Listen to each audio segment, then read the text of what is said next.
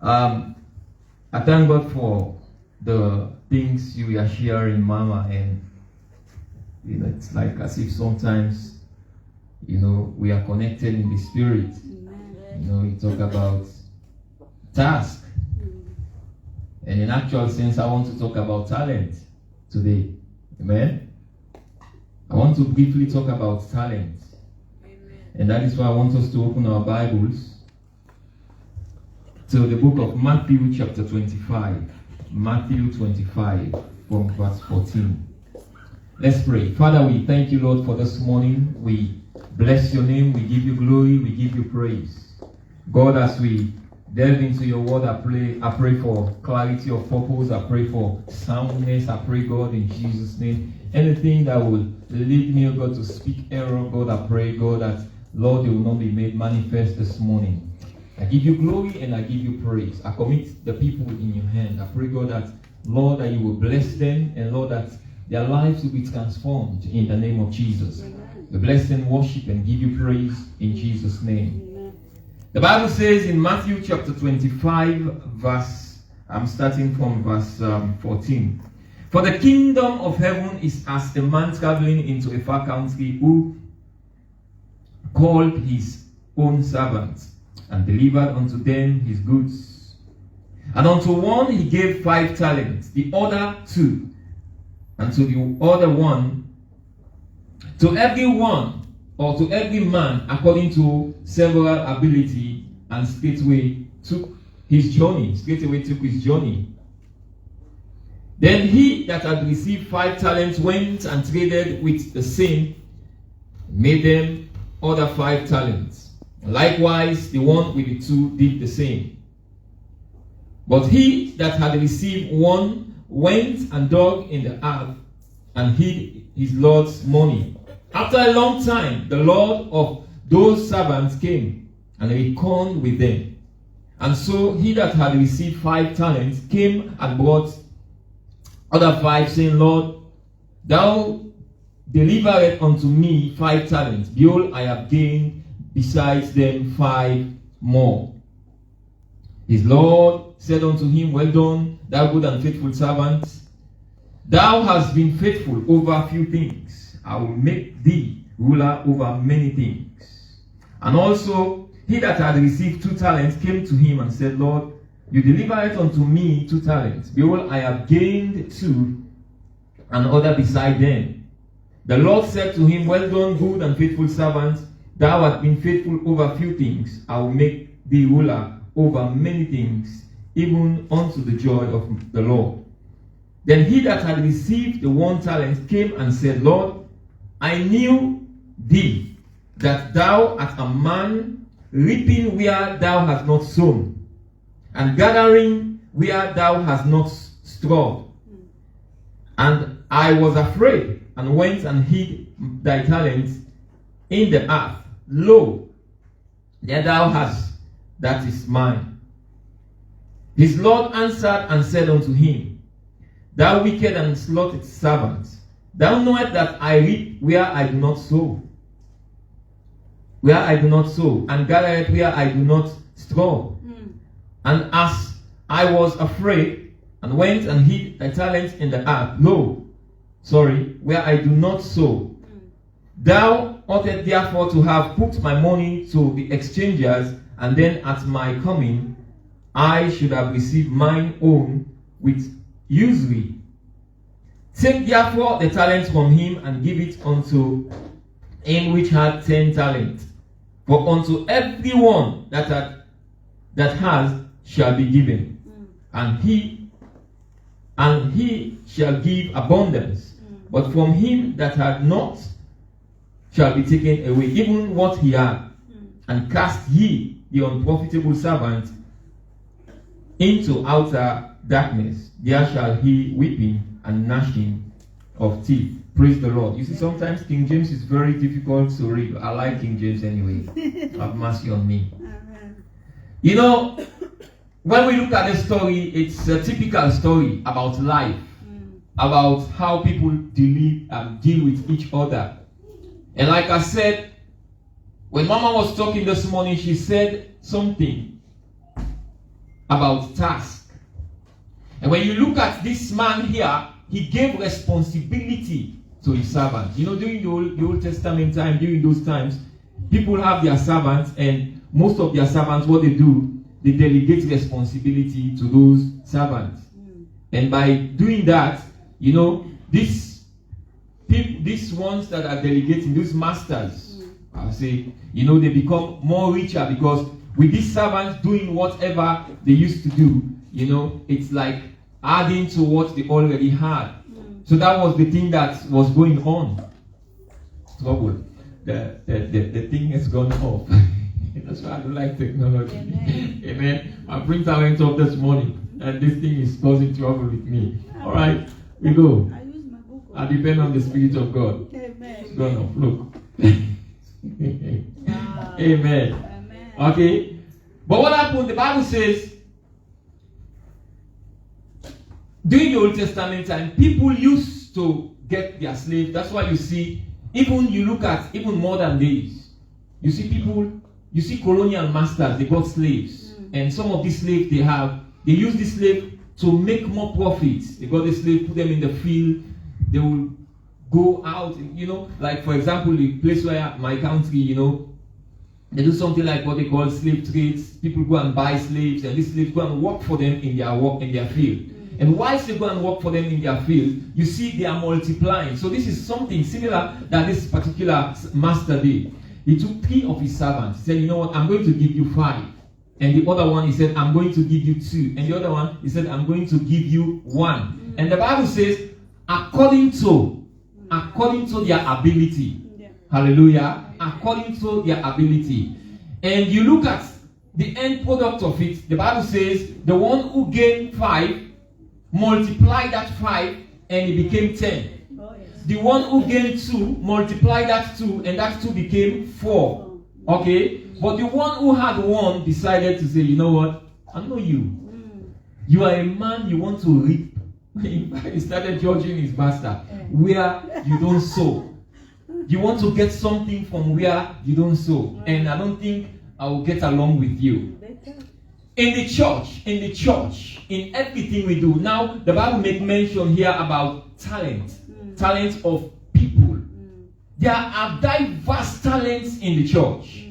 But let's first of all look at the 2 main people before we look at the last one. We look at the 2 first servants. The Bible says these 2 servants, they multiply what they have. Each and every one of us, forget about the church.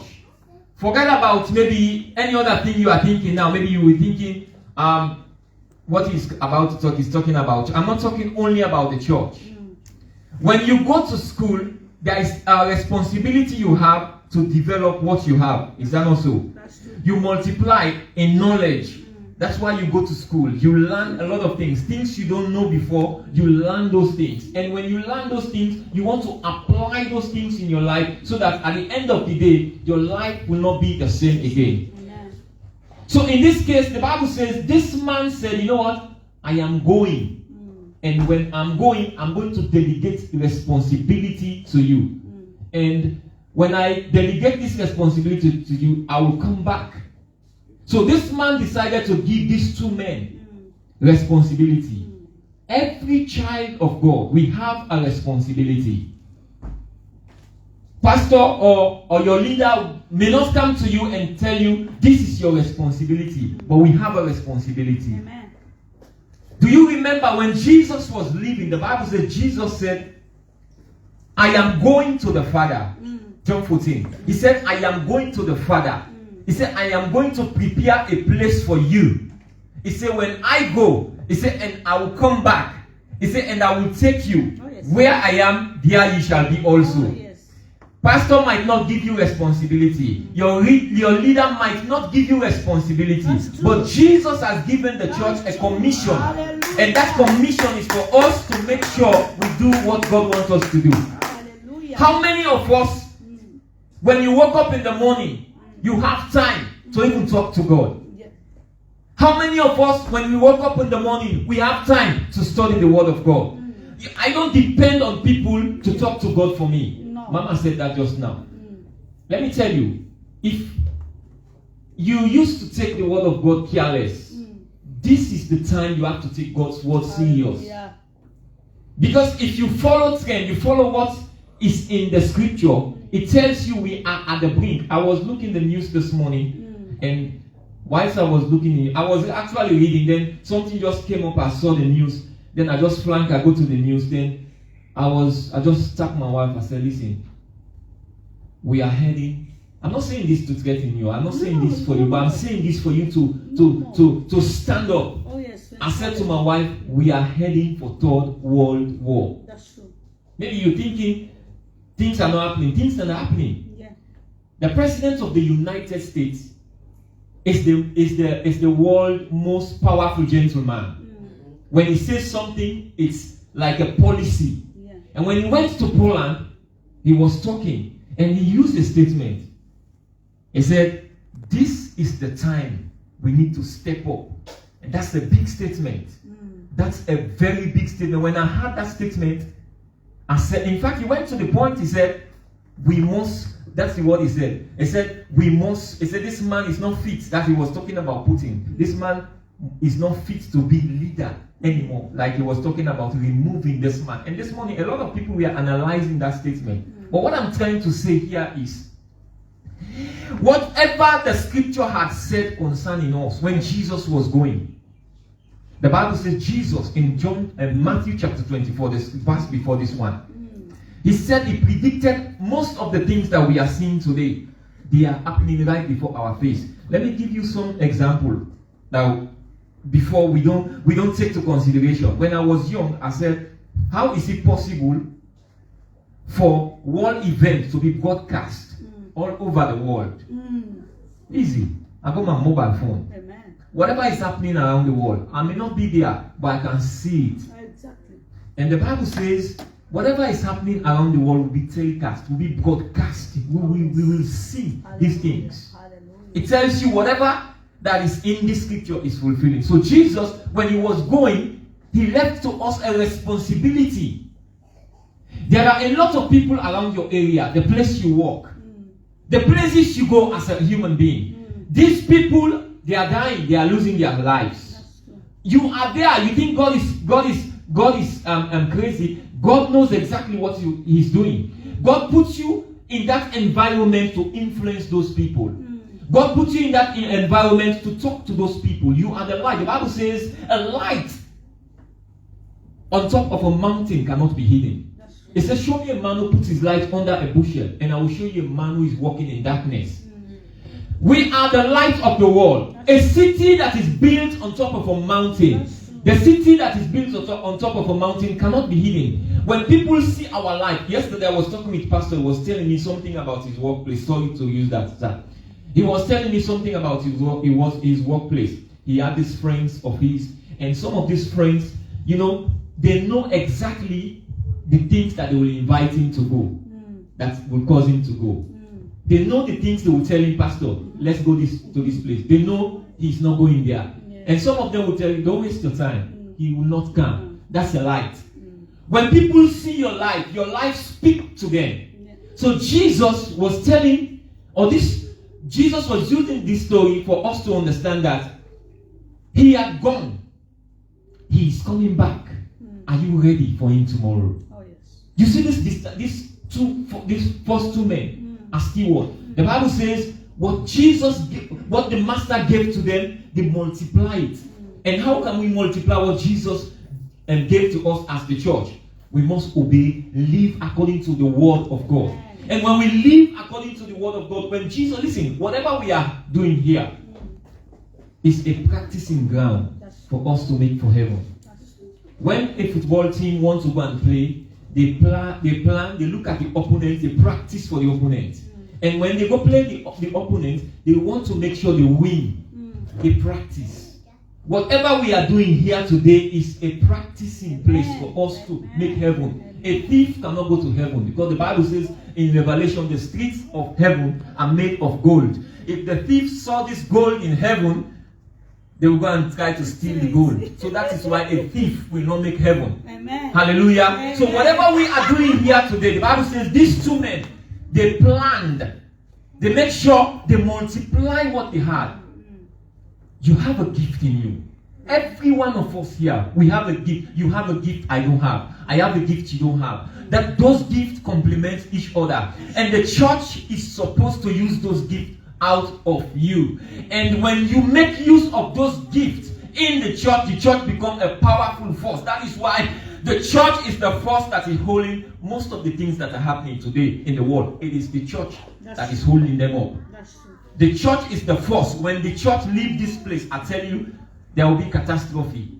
So that is why we use our ability, and make sure for God's work, there is nothing I will allow to be a barrier for me to serve God. Amen. Every talent I have within me, I will come into the church to be. If I have like a broom straw, when I come to church, I sweep half of this part, and you sweep half of this part. You know what will happen? We team together, we become a united force. We have a gift. God has given us the gift. Maybe your gift is a gift of encouragement. Maybe your gift is a gift when you smile to people. Amen. People feel at peace. People feel the peace of God, like Mama was saying this morning. Maybe your gift is like you are that person when they give something to you, you will organize people tomorrow and today. Maybe your gift is a gift of prayer. How many times you have time to spend for God? How many times you are thinking, I'm going to go to the leaders of the church with this idea and let me see what they will do. You think, you come to the church, you look at things that are not working. How many times you have that responsibility to multiply what you have in you and make sure you use it for the Lord? Are you using your talent wisely? You have a talent. You can use the talent for the world, but when it comes to the church, you cannot use your talent. It's sad for the church today. I have seen people who have been in the church before. They have this talent to serve God, but today they are not there anymore. But God is saying to you, I have given to you talent. Are you multiplying it? Are you multiplying your talent? That is why today you will see a lot of error in the church. People will come and just talk to you any kind of way, and you just follow like that. Yes. Because you are not using the talent God has given to you. The Bible says God has given to the church talent. God has given to the church the mandate to make sure we live according to what God wants us to do. What are you doing as a child of God? These men, they multiply what they have from 5 to 10, from 2 to this. And the Bible says the third man, he said, I know you are a man. You want to reap where you do not sow. You want to reap that selfishness. Everyone, like I said before, our talent, our ability accompany each another. That's true. If I am weak in certain area, it is you or somebody else to support what we are doing or what the church is doing. But if you are that individual, when you look at things, you said, like this man, you want to reap where you do not sow. You are very selfish in your thinking or in your ability. Hallelujah. So this man decides, you know what? I'm not going to do anything. I'm going to in fact, he buried the money. See how selfish this man is. He buried the money. Make sure no one sees this money, because maybe if somebody see the money, if the other two see the money, they will try to tell me, you know what? Let's multiply. We'll support you to do this. But he buried the talent. This is how a lot of us are in the church. We have talent. We don't want people to know that we can do this. But when we go to the world, we are doing this thing. You are a computer expert. You are a musician. You can play well. You are an encourager. But you don't want people. You don't want to use it for the church. You just sit back. Oh, no. They are the leaders. Let me tell you, there is no leader in the church. The church belongs to Jesus. When you come together, we arrange together whatever we plan to do as one unit. I'm telling you, we become victorious over those things. We become powerful over those things. Don't sit back. You have a talent that, let me tell you, the enemy is robbing you from your blessing. Because when you don't use those talents, God will one day ask you, what I give to you, what were you doing with it? And the most dangerous part, the Bible says, every man will give an account of their life. God has not given you the talent for nothing. God has given you the talent for you to display it. The Bible says the earnest expectation awaits the manifestation of the children of God. The manifestation of the children of God is part of it. Manifest what you have in you. You have power in you. You can pray. You can do every sort of things. But like Mama or Pastor was saying just now, sometimes we just come to church on a Sunday and after that we go blank. Like the crab philosophy. You know, even sometimes the people who are trying to do things to make the kingdom of God, to move forward, we are sabotaging them. God is saying to you today, don't be like this other man. Don't keep your talents. Don't take your light and put it under the bushel. Show what God has given you, because God will ask you one day, what I gave to you, what did you do with it? I gave you talent. I gave you the ability to make. And you see, as a result of that mentality, that is why you see a lot of people are straining. A lot of people are suffering because they have something they don't know they have. So they can't use it. And whatever, like the scripture says, whatever you cannot make use of, you will lose it. The Bible says at the end of the passage, the Bible says, even what this man had was taken away from him. Even what he had was taken away from him. Let's create a scene. Let's create a scene and let's see. As I try to wrap up this particular message, the Bible says these three men, they use their talents, they use the ability God gave to them. But this last man, he said, you know what? I'm not going to use this thing, because if I use this thing, this man wants to come and behave as if he's Lord over everything. Wherever he did not sow, that's where he will come to reap. So I will be a stumbling block to whatever he wants to gain from me. It is the same like the kingdom of God. God has given us the ability to do something. God has given us the ability to walk. If we decide to sit back, listen, God will raise up other people that will come and do that thing. But you know what God will do? God will hold you responsible. Because the day God calls you to know Him, He has put people as those people who will come to know Him through your life. But remember, those people will not come to Him because of you being a stumbling block to them. You have become a barrier to those people. So God did not call you just for you to come and show your talent, but God called you for you also to allow your talents to affect somebody's life. And if your talent is not affecting somebody's life, you have become a barrier to that individual. So that is why you see the people out there in the world, it is very hard for us to break in to save those people. Because why? Our life is not speaking to those people. Our life is a mess to those people. When the people out there see our life, they said, this one, for this, I'm not going to church. If this is the God that you are telling me about, if this is how Christianity is, if this is how Jesus is, I'm not going to church. It's not because those people don't want to know God. It's not because those people don't want to come and serve God. The whole hearted want to come to serve God. But because of your attitude, that is why the Bible says, let your attitude be as that of Christ. Amen. If your attitude is that of yourself, then you are missing the mark. The Bible says your attitude should be as that of Christ. If our attitude is that of Christ, I'm telling you, we have a very powerful church. Look at the disciples. The Bible says they came together in one accord. And when they came together in that upper room on that particular day, the Bible says they began to pray. God rained down fire and baptized them in the Spirit of God. And as children of God, it is good for us to begin to seek and crave after the things of God. Don't just come to church, you think, I come to church just because I want to see, or I want to make somebody see me that I come to church. No, because if that is your mentality, that person who will see you already has awarded you. Oh, thank you very much, you come to church today. Thank you very much. Well, what is the award you are having from God? Amen. God didn't see you because you come to please people. Amen. Come to church because you want to serve God. Oh, yes. Come to church because you want to please God. God is the creator. Listen, what will it profit you? You rather please man, you miss heaven, or rather please God and make heaven. What will it profit you? It will profit you nothing. I've been in church for so many years. I've been doing this for so many years.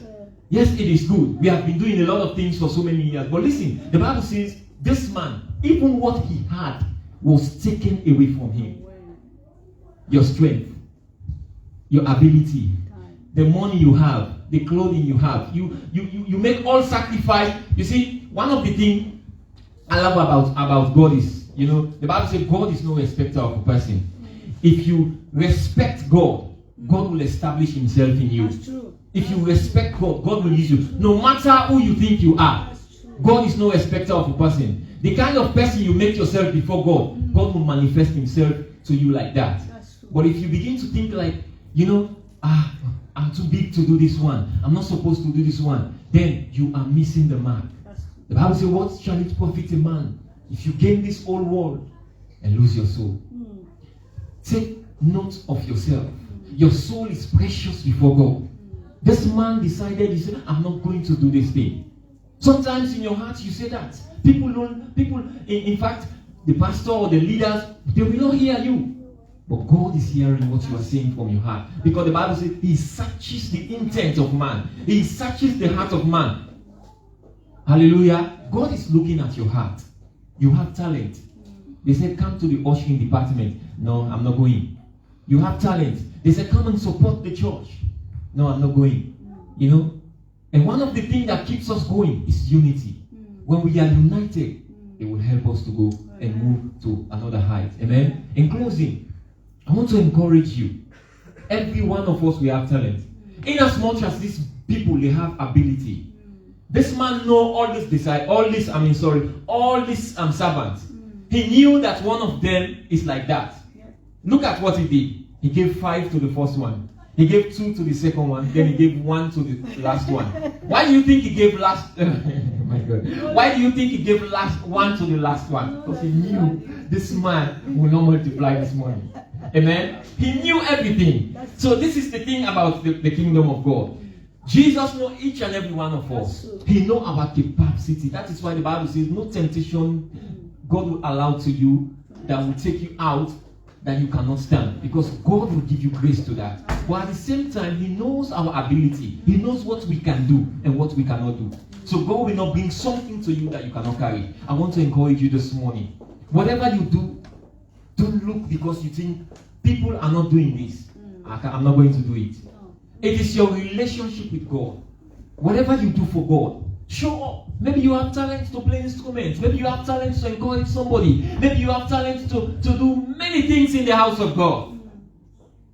God wants to tap into your talent. That's true. God wants to make use of your talent. Support the work of God. Be a part of the kingdom work. Tomorrow, when God will ask you, just like those men, He will come to you and say to you, welcome, thou good and faithful servant. He will not repel you like He did to the last man with the 1 talent and said, you are a very bad servant. Take him and put him where he will be gnashing of teeth. And when he talk about gnashing of teeth, he tell you about God judged that man immediately according to the story. But God don't want to judge you. God has given you the opportunity. Make use of whatever is around you. Serve God faithfully. And you being serving God faithfully, I'm telling you, you begin to see the hand of God upon your life. And you will never be the same again. May God bless you and may God continue to keep you in Jesus' name.